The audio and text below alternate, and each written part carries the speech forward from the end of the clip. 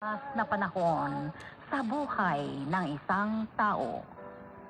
Mga kaganapan at mga bagay na nanatiling alaala na lamang na nagkaroon na ng pugad sa dibdib. Alaala na hindi kayang burahin ng panahon kailanman. Recuerdos de la Vida. Mula sa pluma nila Lubimin Aquino Sr., Leti Astudillo Aquino. Direksyon at produksyon supervision, Leti Astudillo Aquino. Recuerdos de la Vida. Mula sa Lovelet Artist and Talent Center Drama Productions, handog sa inyo ng #1 and most trusted radio network in the country, Bombo Radio Philippines. Basta Radio, Bombo!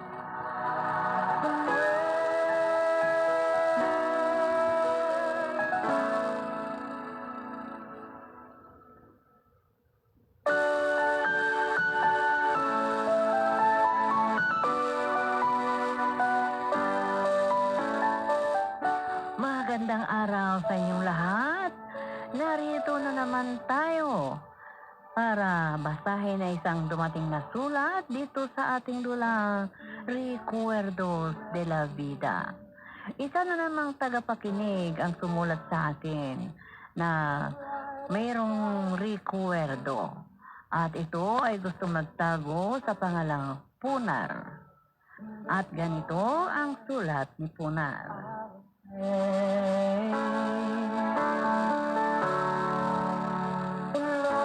Dear Tia Sofia, libangan ko ang makinig sa mga drama ninyo, lalo na itong Recuerdos de la Vida.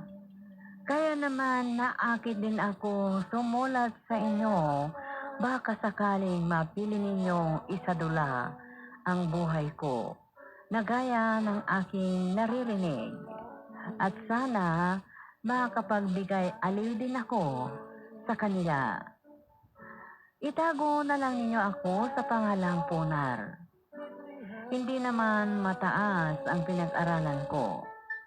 Maswerte sana ako dahil nakapag-asawa ako ng mabait at mapagsandalan na asawa. Pero meron akong pagkakamali na hanggang ngayon ay pinagsisisihan ko. At kung ano ang mga yun ang isa-isahin kong sabihin dito sa aking sulat. Ganito po ang umpisa ng lahat, Tia Sofia.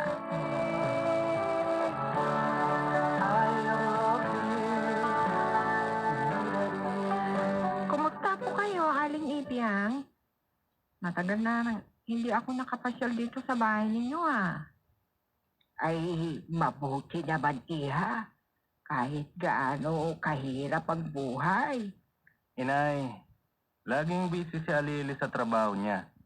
Isinama ko dito sa bahay dahil nag-usap kami. Magpapakasal na kami. Aba, sigurado kayo sa bagay na yan. Mas lalo ka na, Pulinaryo. Ano ba naman kayo, Inay? Talagang sinabi niyo pa ang kumpletong pangalan ko. Bakit pa ako magdadalawang isip? Talagang siya na ang gusto ko. Kaya magpapakasal na kami. Baka maagaw pa ng iba. Ikaw naman, tapat akong magmahal. Ay, kung yan ang desisyon ninyo, dahil kayo naman ang magsasama, pag-usapan namin ni Punar kung kailan kami mamamanihikan dun sa bahay ninyo.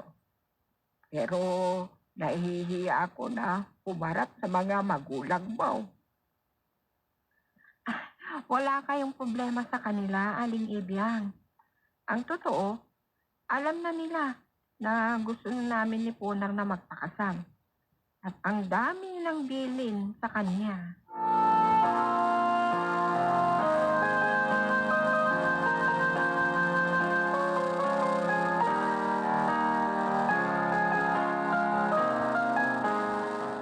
Ano ba naman yung sinasabi ninyo kay Alili, Inay? Ano naman ang ikakaya ninyo? Magpapakasal kayo. Saan ka kukuha ng gagastusin mo? Ang papa niya ang nangako na siya na raw ang bahala sa lahat. At hindi ka nahihiya? May ganyan ba? Inay, mabuting tao ang papa niya. Hindi ko lang sinasabi sa inyo. Lagi naman na ako ang nagmamaneho para sa kanya. Kaya kahit hindi mataas ang pinag-aralan ko, ay makakatulong ako sa negosyo nila. Ay, nahihiya ako sa sarili ko, anak. Pero ano ang magagawa ko? Mapipilitan akong makipag-usap sa kanila. Baka sakaling ay ibenta ko yung bukid. Para sa kakainin ninyo. Ay, sinabi ko naman, Inay, huwag na kayong masyadong mag-alala. Ako na ang bahala.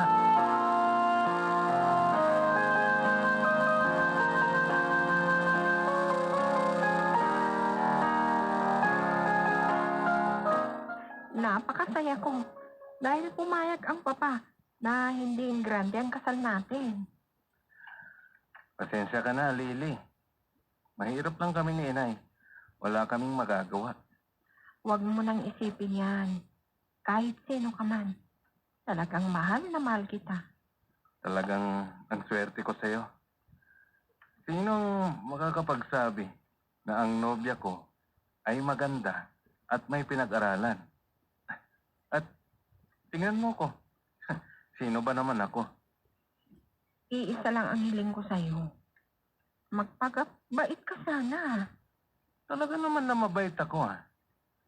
Ugali lang ng lalaki ang makipagbarkada. Huwag mo na sanang balikan ng magbisyo. At huwag naman sobra. Maraming salamat, Alili.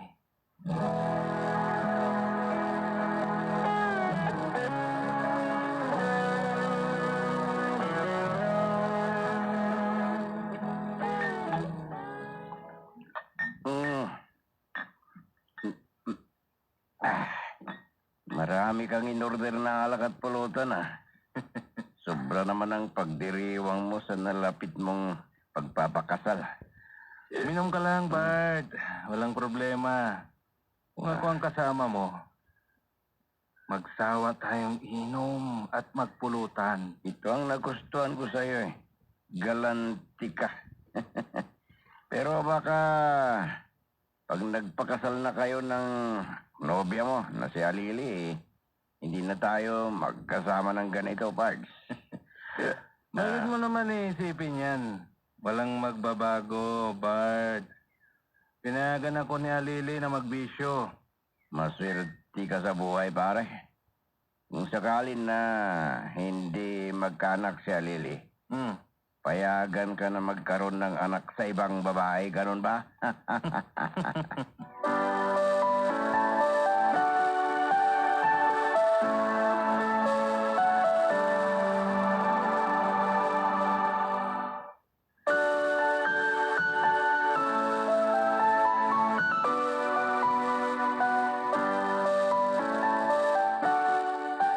Masaya kami ni Alili noong nagpakasal kami, Tia Sofia. Noong nagsama kami ay nahihiya ako sa papa niya. Kaya wala akong pagkakataon na mag-istampay. Dahil lagi kaming magkasama. Hanggang nakaisip ako ng paraan na dalawin ko ang nanay. At pagkakataon ko na rin na gumawa ng nakasanayan ko. At ganito ang sumunod na pangyayari.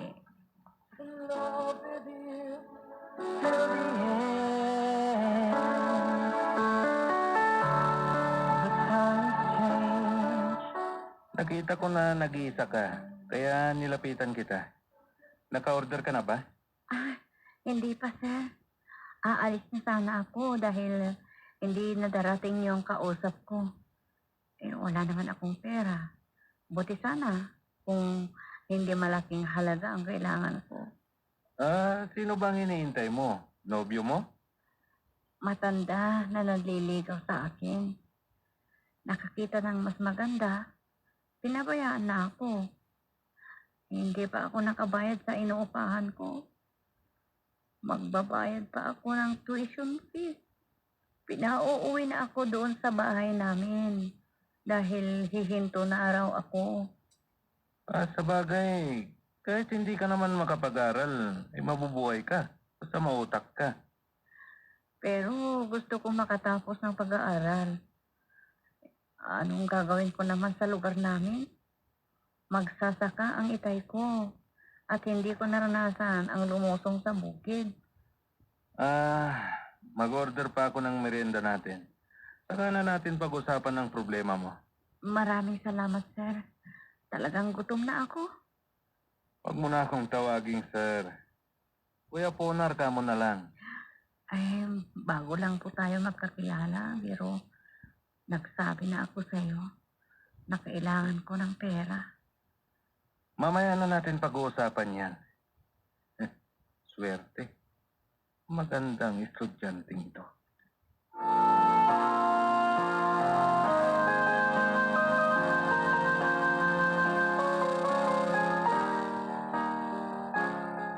Sinabi ni Papa kanina na matagal ka nang hinintay doon sa opisina. Hindi ka parang matawagan. Nagkataon na nasira ang sasakyan. At nalobat pa ang cellphone ko. Pero nag-usap na kami ni Papa. Ganun ba? Kumusta na pala si inay? Matagal nang hindi ko siya nabisita. Daanan mo saglit. Siyempre, ang daming trabaho. Kaya di natin mapuntahan. Kaya pumunta ka sa opisina ko bukas at magbibigay ako ng 5,000 piso.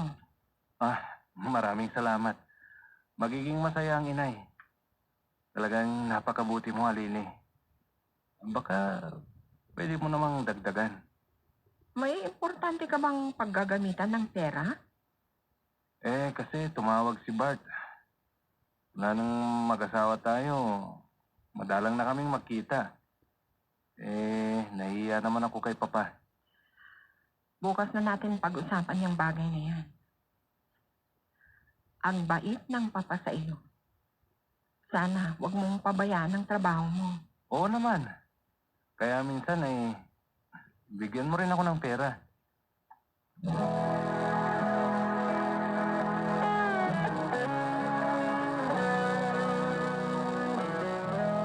Mabuti at napasyalan mo ako, anak.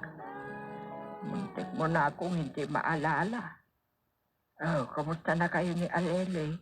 Mabuti naman, inay. Naalala niya kayo. Siya pa ang nagsabi na bisitahin ko kayo.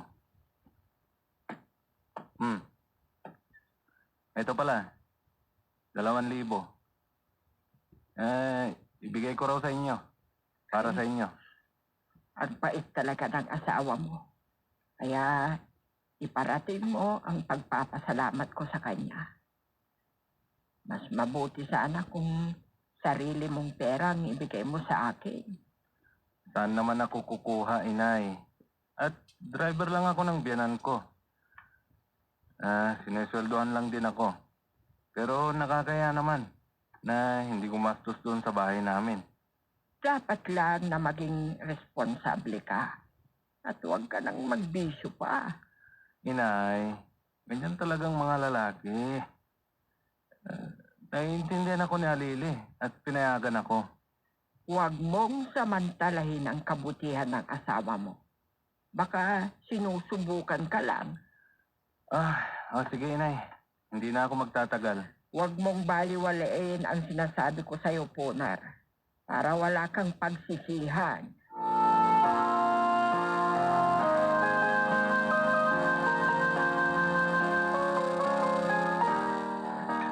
Akala ko nakalimutan mo na ako, Ponar. Ang mga magagandang chicks ang kasama mo. Nakapuslit ka kaya Lili, Bad, minom ka lang. Hindi kung ano-ano na lang ang sinasabi mo.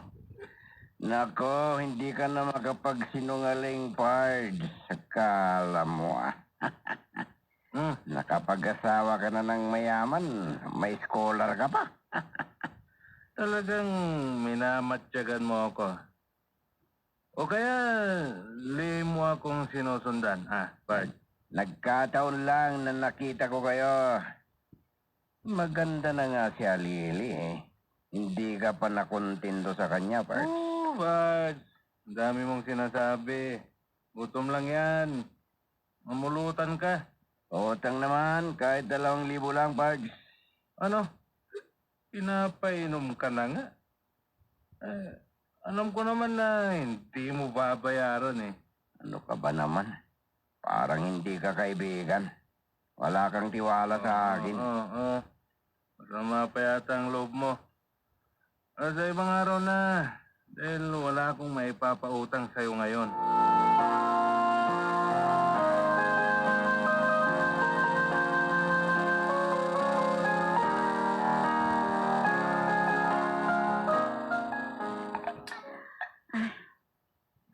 Sumama ang loob ko sa'yo.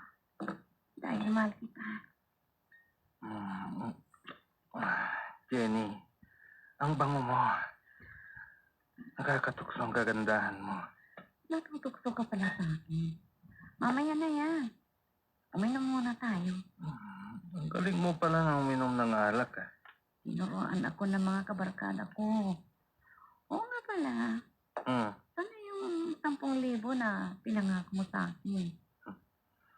Masyado ka namang nag-aalala. Pagkatapos nating magpaligaya. Baka kung makatapos ka na eh. Saka mo lang ako puslitan habang makatulog ako. Hindi. Lahat ng hihilingin mo, ibibigay ko sa'yo.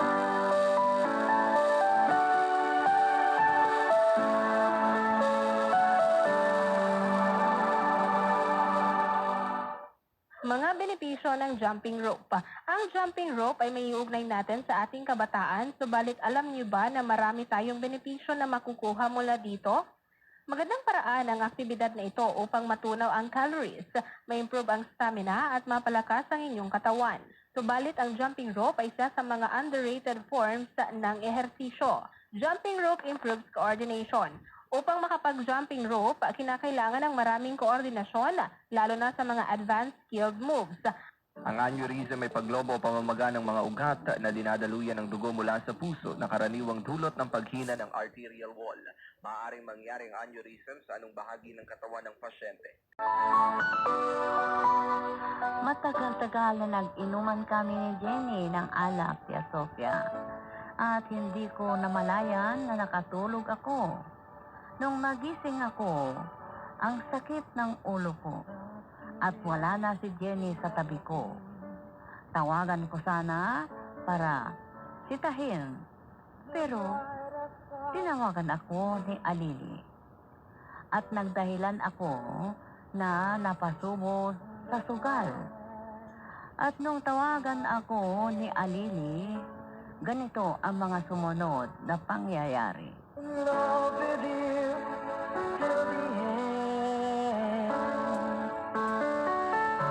Nanggaling ako doon sa bahay ninyo kahapon, Ponar.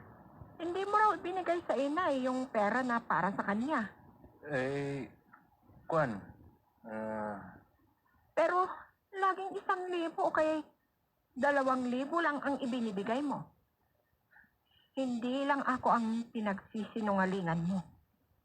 Pati inay mo, hindi ka ba nakokonsensya? ano kasi,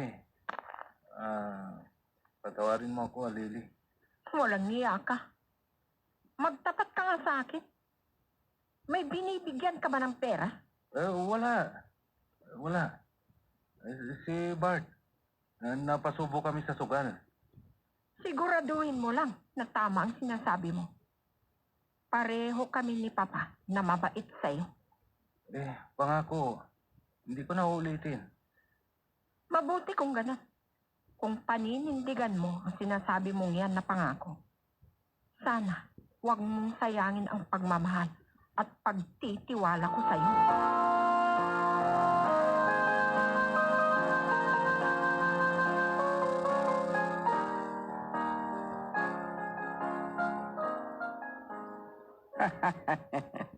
Believe talaga ako sa husay mo na gumawa ng paraan para makaloko ka.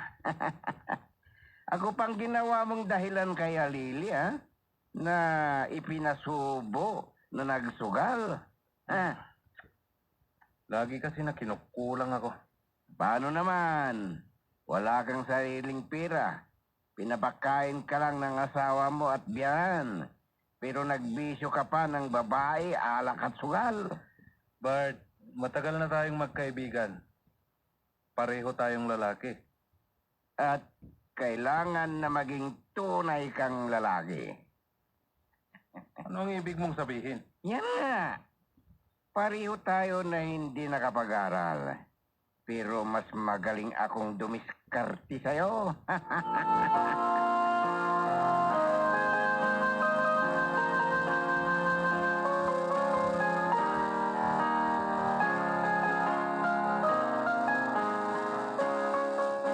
Ang mga walang hiya. Hindi ako nagkakamali. Unar, bakit mo tinigil ang kutsido ito? Sandali lang. May titignan lang ako.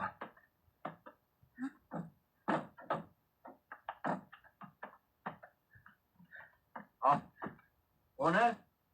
Ano ang ibig sabihin nito? Huwag kang mag-isip ng masama. Huwag mo akong igaya sa iyo, Punar. May pinag-usapan kami, di ba? Pero kailangan na malaman ko ang lahat ng pupuntahan mo. Ako ang asawa mo. Alam mo na sabihin niya. Pero tignan mo naman ang ginagawa mo. Alili, nakakaya tayo. Saka na lang tayo ulit mag-usap.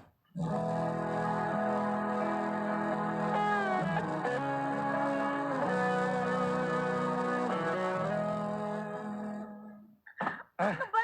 Bitiwan mo ako. Ano ka ba naman, Punar? Hindi ka ba makapaghintay? Niloko mo ako sa mga nakaraan na magkasama tayo, Jenny. Pero ngayon, hindi ka na makakaiwas sa akin. Ay, wow, hindi mo ako bitiwan. Nasisigaw ako. Walang hiya ka!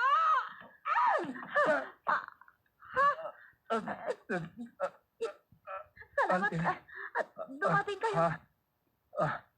Alili, Bart, hayop ka. Wala kang silbing kaibigan. Salamat at dumating kayo, madam. Gusto niya akong pagsamantalahan ng lalaking ito. Diyan na kayo. Mabutit nakalis ng babae mo. Alili, Maghiwalay na tayo, Punar!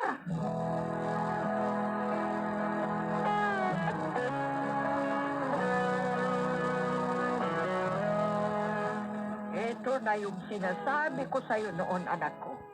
Hindi ka nakinig sa akin. Nakahanap ka na ng mayaman na babae na nag-ahon sa'yo sa hirap ng buhay. hayop na Bart na yan. Ang taksil, traidor na kaibigan. Wala kang dapat sisihin kung naging tapat ka sana sa sarili mo. Hindi ako papayag na maghiwalay kami ni Alili, inay. Papatayin ko ang Bart na yan kung aagawin niya ang asawa ko.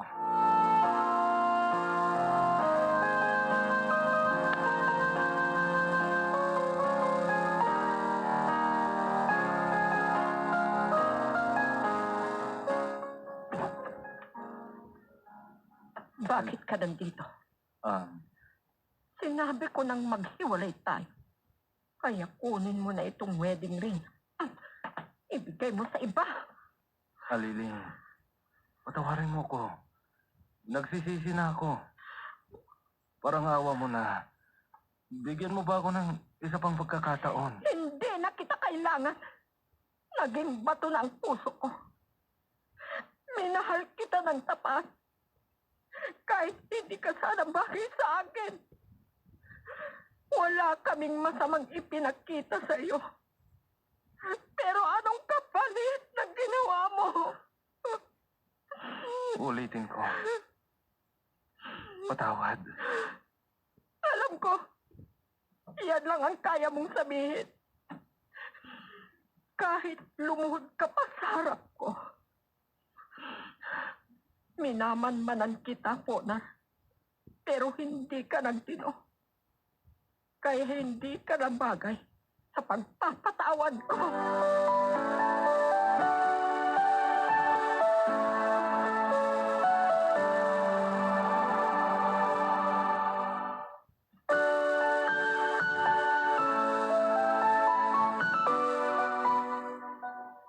Ayun, Tia Sofia, pinagsisisihan ko ang lahat ng naging kasalanan ko. Ang alak ang naging kasama ko hanggang ako ay pumayat ng husto. Pero hindi lumambot ang puso ni Alili sa akin. At sa kasalukuyan, nasa korte ang pagwawalang bisa ng kasal namin. At nakasuot pa rin sa kamay ko ang wedding ring ng asawa ko. Na ito na lang ang itinuturing kong rekwento. Hanggang dito na lang, Tia Sofia, ako'y nagpapasalamat sa inyo. Ang sumulat,